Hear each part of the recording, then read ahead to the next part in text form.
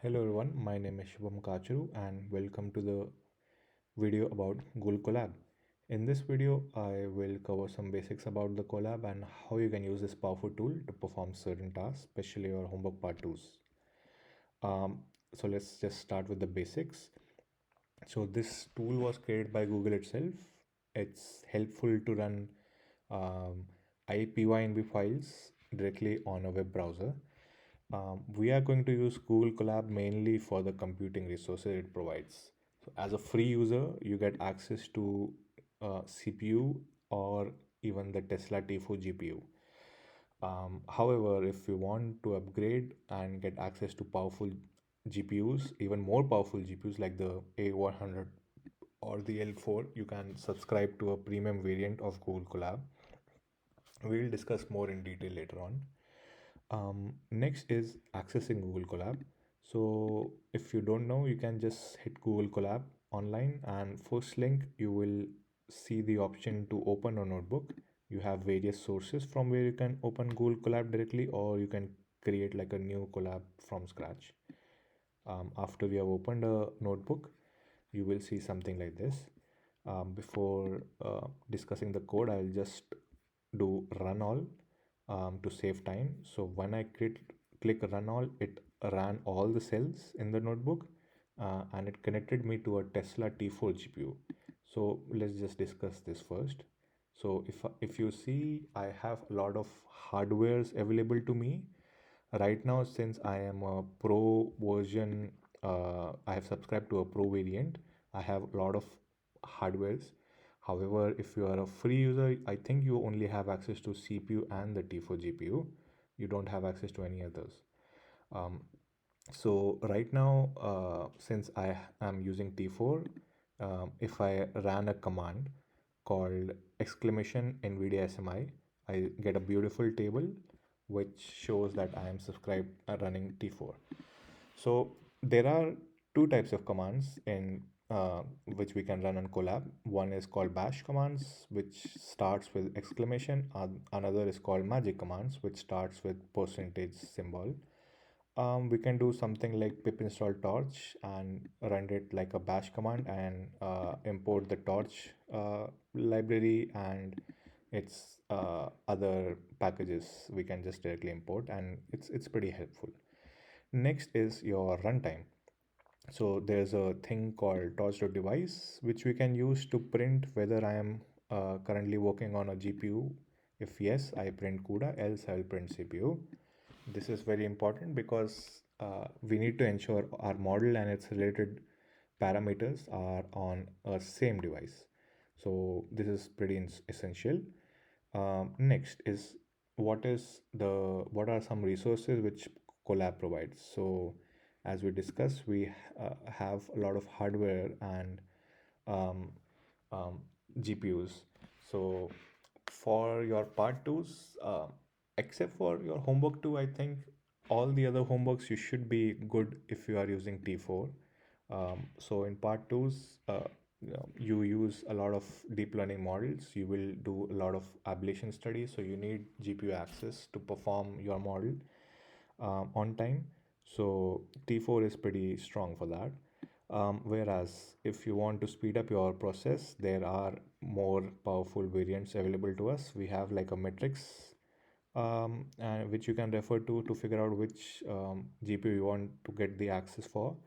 Um, Now, at the same time, there is a thing called computing units or compute units on Colab. Um, how do you decide how much time you have available or left on your collab for a particular GPU? So that's what compute units is used for. Every hardware has its own usage rate. T4 has a usage rate of 1.6 per hour right now. If I shift to a stronger variant, let's say A100, that takes around 8 usage rate per hour, and this is the available computers I have on this account. So this is pretty useful to figure out how much units you have left. There's something called manage session to figure out which active sessions you have, so that you are not like lost and you don't overuse your computer units. Next thing is, you have like a beautiful indicator showing how much system RAM or GPU RAM you are using. Right now it's pretty low because I'm not doing any heavy task in this notebook, but when you will be training your model, this will be pretty near around your top cap level. So you need to ensure that this is within the limits and perform something like this particular cell to free up your unused memory. Next, what we are going to discuss would be the difference between a restart session and restart runtime or delete runtime. So if I do restart session, it essentially just delete my session variables I have. So for example, I have some session variables in this, if you will see. So if I do restart session, it will remove all of these session variables. However, if I do delete runtime, it removes the session variables plus it deletes the whole session itself. So you lose all the files in your content folder. So this particular site, this folder is called content folder. So you can store your files temporarily on this folder. However, if you do a session restart, runtime restart, or even if you change your GPU or you lose access to the this particular session, which will happen a lot if you're a free user, all these files are lost. So you need to ensure these files, whatever, not just these files, but your model file or your CSV files are stored somewhere safe. How to do that? We can actually mount Google Drive directly on your Google Colab notebook. How to do that? We have this cell. If you run this cell, you give permissions, you will have something like a drive folder. This is like my personal drive. And if you will see, you can actually access any of the files in this folder on your Colab directly if you want. Um, Next, um, model checkpointing. This is a very important concept which you should use while training your models. When you are running epochs, your epoch will generate a particular, let's say, model. So if you will save that to a particular safe path, like a Google Drive, you won't lose progress in case of there is some mishap in your session and it just restarts. So how to do that?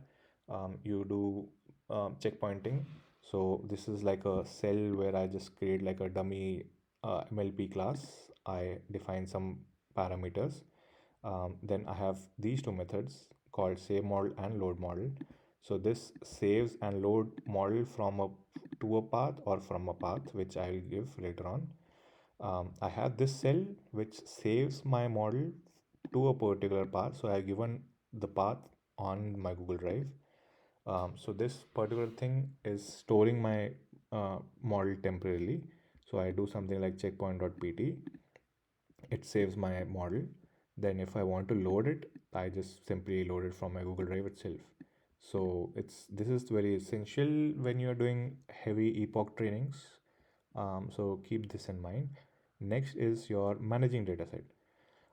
So we have Kaggle competition for part twos, and each Kaggle competition has a dataset associated with it. So you can use something called Kaggle keys, Kaggle API, sorry, to log into your Kaggle account using your username and API and directly downloading your Kaggle dataset into your Colab notebook itself. So if you'll see, I logged in and created like a Kaggle config file. I downloaded my dataset of the particular competition and I unzipped the particular zip file. So if you'll see on the left side, it has the zip file and the dataset folder. So in this code, there is a thing called, which I want to introduce, is called API key, like user data. So what is this user data? So Google Colab has this thing called secrets, in which I can give some kind of sensitive data like a API key, and just use it something like this single line to access that API key. This is important if you want to give, if you don't want to share any sensitive API key to anybody on a public platform. So after doing this, you will get the download the dataset into your content folder. So yeah, that's all for this code wise. Next, we come to some general discussion about Colab. Um, Session like persistent storage, as I discussed, content folder is not your safe storage. You will lose access to it. It is limited in space, so it's a recommendation from my end. Please use Drive um, um, for a safe space. Session timeout. Session timeout is a thing which you will face if you are a free user or even a pro user. Unfortunately, you can't do a lot of multitasking if you are running a heavy model on Colab. If you switch tabs or if there is some kind of runtime error, you lose access. So to avoid that, you should actually subscribe to maybe a pro variant or even the Pro Plus variant. So we can discuss a little more about the Pro and Pro Plus. So the major difference amongst these would be just that there is a background execution in the Pro Plus. So I have personally used Pro Plus before during the course. So I did personally like it, but you can overcome this with the checkpointing concept. So personally, I think that you can use Colab Pro if you want to do the whole homework part twos, and you will actually get high cutoff across all the four homeworks easily with the Colab Pro if you want. Another thing, um, yeah, that I think that's all. So what we discussed, just the commands, how you can use Google Drive, model checkpointing, dataset, what's the advantage of Pro and Pro Plus. Um, yeah, that's the main gist of the video. Some other things which Colab provides would be your revision history. It provides your terminal. It gives a debugger called variables. And yeah, that's all mainly. But yeah, there's a lot to explore on Colab if you want. You can connect to a custom GCE VM running on GCP cloud. Yeah, that's all. In case you face any problems, do let us know, and all the best for the course.